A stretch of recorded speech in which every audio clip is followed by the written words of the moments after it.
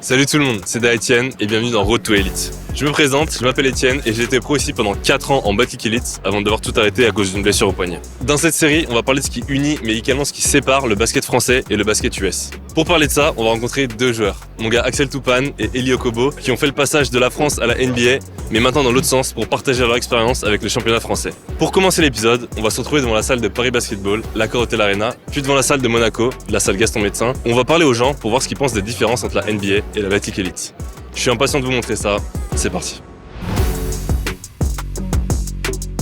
Est-ce que vous pouvez chacun votre tour me citer une équipe de la NBA? Les Warriors. Les Bulls. Lakers. Warriors, Bulls. Boston et Boston. Citez-moi 3 équipes de Battle Elite. Limoges, Métropolitane et Monaco. Limoges. Ouais. C'est qui ton joueur préféré en NBA? En NBA? Ouais. Ah putain, c'est chaud.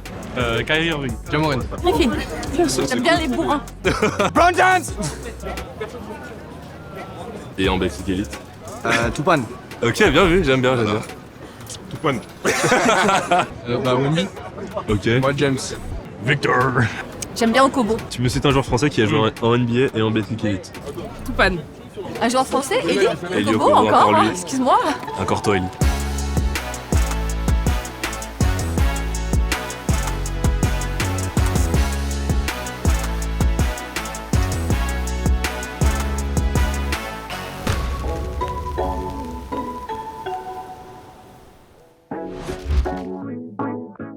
Déjà frérot, merci de nous accueillir chez toi. Pas de problème, pas de Je problème. pense que niveau cadre de vie, t'es dans un des meilleurs clubs de France, non?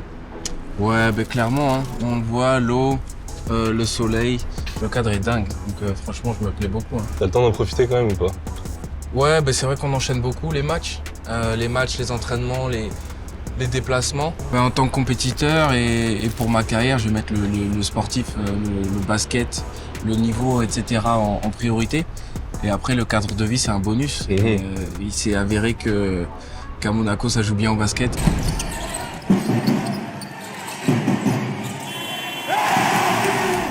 Et qu'en plus, il fait beau, donc T'es pas encore arrivé à l'âge où c'est la balance parfaite. t'es pas arrivé à l'âge où le cadre de vie ça prend le dessus. Non, là, je suis vraiment en mode conquérant de titres. Je veux gagner plein de choses. Et voilà, pouvoir prendre du recul après à la fin de ma carrière et me dire que j'ai fait les bons choix et que voilà, je suis un winner, quoi.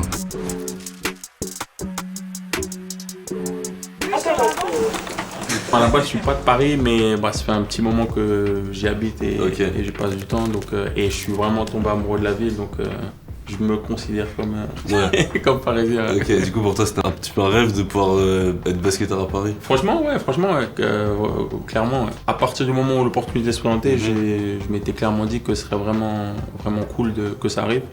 T'as connu la NBA, carrément on a joué un truc sur la table. Je suis pas fou.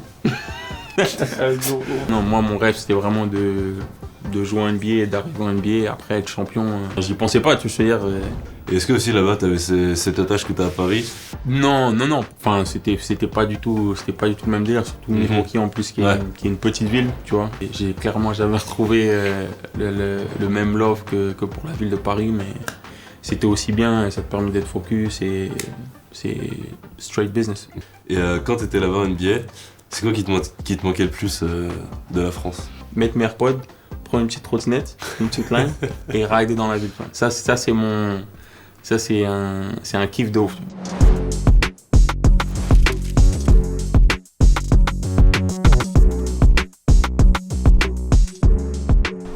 Donc Joe, c'est mon tatoueur. On s'est rencontrés à Lyon. Donc voilà, on avait prévu un petit tatouage que je vais faire là.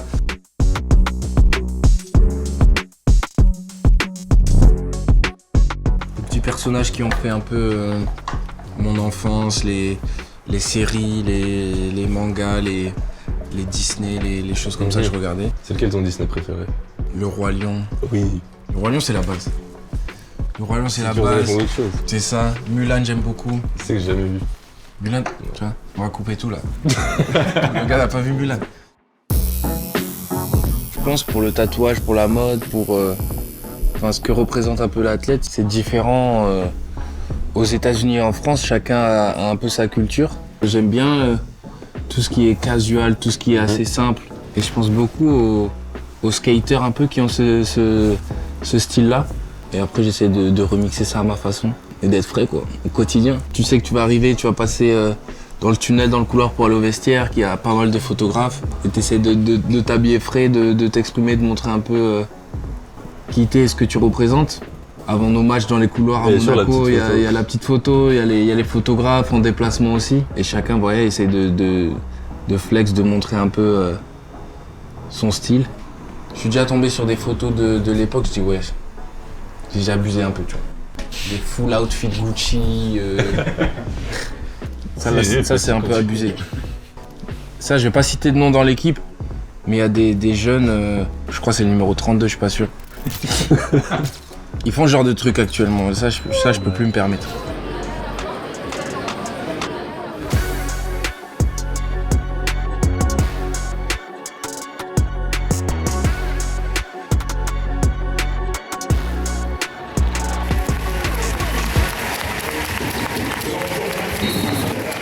Sur le terrain, est-ce que t'as l'impression qu'il y a plus d'ambiance à Monaco qu'à Phoenix par exemple, ou c'est un mythe qu'il n'y a pas d'ambiance à NBA? Il y a de l'ambiance NBA. Après, ma première année à Phoenix, je pense qu'on avait l'un des pires bilans de la ligue.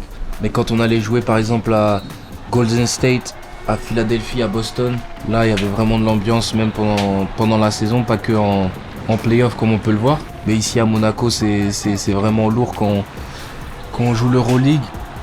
On est en play-off dans les deux, on a la Coupe de France aussi. Le but c'est vraiment d'être concentré et monter en puissance encore pour atteindre nos objectifs.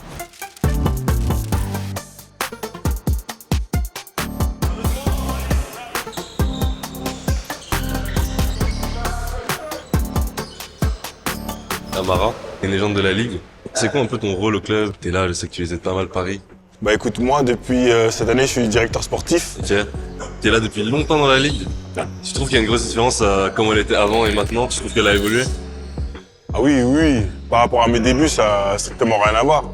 Aujourd'hui, on a un jeu qui est beaucoup plus athlétique, beaucoup de courses. Puis les joueurs aujourd'hui sont individuellement beaucoup plus forts qu'à l'époque. La NBA, elle a une influence sur la Ligue ou pas? Oui. La NBA, de toute manière, elle a une influence sur toutes les ligues. Je pense, sans me tromper, je dirais qu'on est le championnat en Europe qui se rapproche le plus de la NBA. On peut clairement faire une grosse carrière en restant en France, par exemple. Bah, la preuve, moi j'ai fait, on va dire 90% de ma carrière sur le territoire et dans le championnat. Puis aujourd'hui, j'ai le respect de tout le monde, que ce soit mes pairs, que ce soit les journalistes, les coachs, les arbitres, bon peu importe.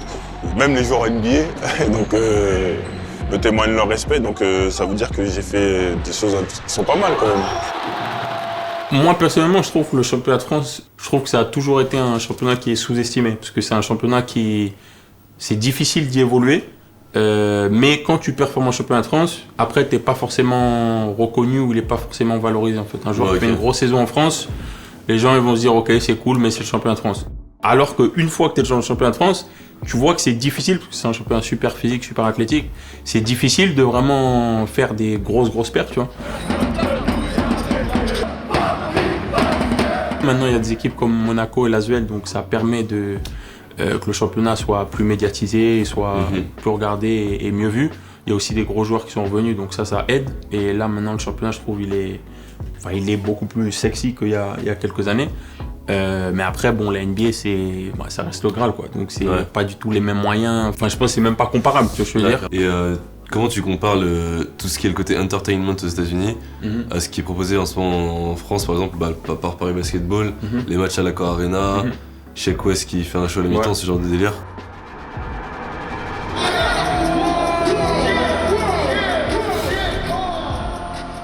Comme tu as dit, à Paris, on est très bon là-dessus. Le club, ils font un super boulot à ce niveau-là en termes de communication, marketing. Les matchs délocalisés, c'était exceptionnel. Faire venir des Travis Scott, des Sheck West, c'est pareil, des gros moves. Et ça permet en fait de rendre le championnat de France et rendre le basket français plus attractif. Quand Travis est venu vous voir, vous saviez qu'il venait ou pas?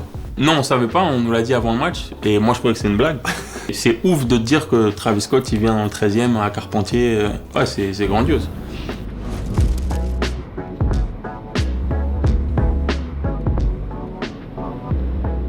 a des gros noms du basket qui viennent jouer dans la Ligue française. L'équipe de France aussi. Des prospects qui vont bientôt se faire drafter. C'est l'ensemble de tout ça, je pense, qui fait que...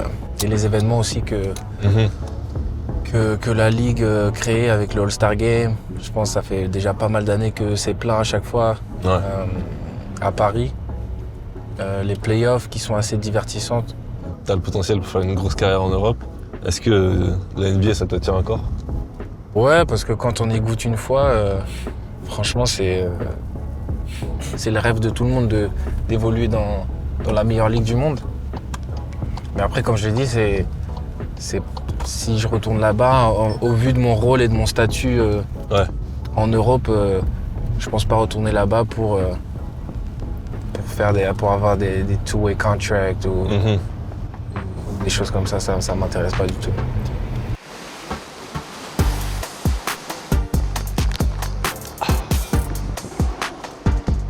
Pour votre match, la dernière fois, j'ai posé des questions à des gens.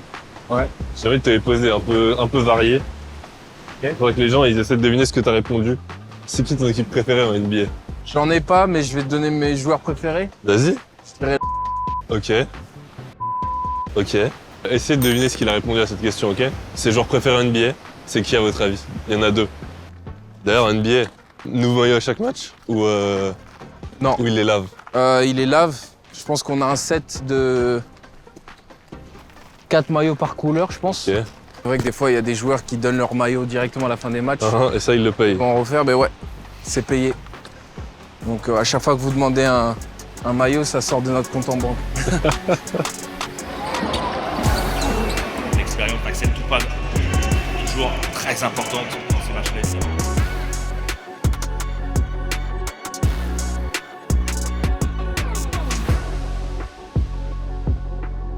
Il y a un peu de tout. J'ai le maillot aussi des potes. J'ai un peu de tout. J'ai un maillot signé de Amarassi. Et oui. Quand même. Paris Basket. Celui de l'an dernier. Et ça, il est encore sale, c'est le maillot des finales. Encore. Ça, c'est Denver. Donc ça, du coup, c'est le premier maillot NBA. C'est vraiment stylé celui-là. Ouais, il était cool, ouais. À Denver. Ça, c'était le maillot de pré-saison Golden State, ce fameux 66. Incroyable. Hop. Ça, c'est le maillot du Prince, New York, Frank Ntilikina. T'as la vraie collection. Hop. Ça, c'est Strasbourg. Les débuts, Strasbourg. Bien joué l'art. Hein? Bien large. Ouais, grave. On va faire un petit golf ou quoi? Je suis chaud. Chaud.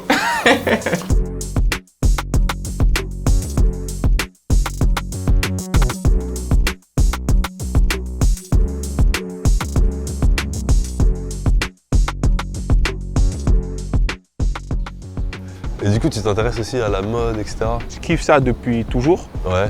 Genre même, dis-toi, à l'époque à Strasbourg, j'essayais de faire ça déjà. Ah ouais? J'essayais d'arriver avant le game et tout. Mais il n'y avait personne pour prendre des photos. Mais non, j'ai toujours kiffé ça. Quand je suis arrivé en NBA, je me suis dit en fait, ouais, comment commencer à faire des choses. Il y a des joueurs d'ailleurs qui t'ont inspiré, genre en NBA. Ouais, le premier, c'est Nick Young. Hein. Nick Young, Ouais, c'est vrai. Nick Young et Westbrook, franchement, c'est les premiers qui ont tous les trucs de tunnel, tout ça là. C'est enfin, de notre génération à l'époque, il y a Dennis Rodman, Iverson. C'est plus, ils ont fait quelques flows qui ont marqué, mais c'est pas tous les games et trucs. Ouais. Mais ouais, Nick Young et Westbrook, c'est les premiers qui... C'est qui s'habille mieux dans l'équipe? Il y a KJ qui kiffe grave les sables, qui s'habille bien. Il y a Amir aussi. Ouais, du niveau. Il y a du niveau. Ouais, les deux bien. Beck, Style, ils font leur truc. Non, tout le monde essaie un peu de faire son truc, tu vois. Non, c'est trop facile.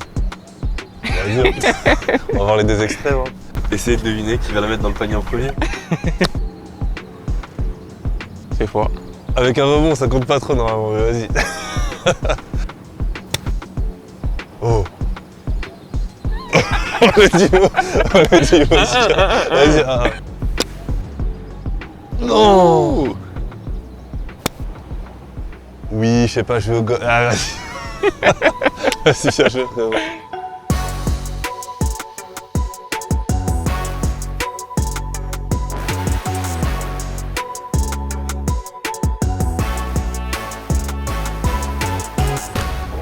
Merci à tous d'avoir regardé cet épisode. J'espère que vous avez bien vu les similitudes entre la NBA et la Betclic Elite. Dans l'épisode 2, on va s'éloigner un peu des parquets pour parler de la culture basket avec des invités que vous avez vraiment pas envie de rater. À la prochaine.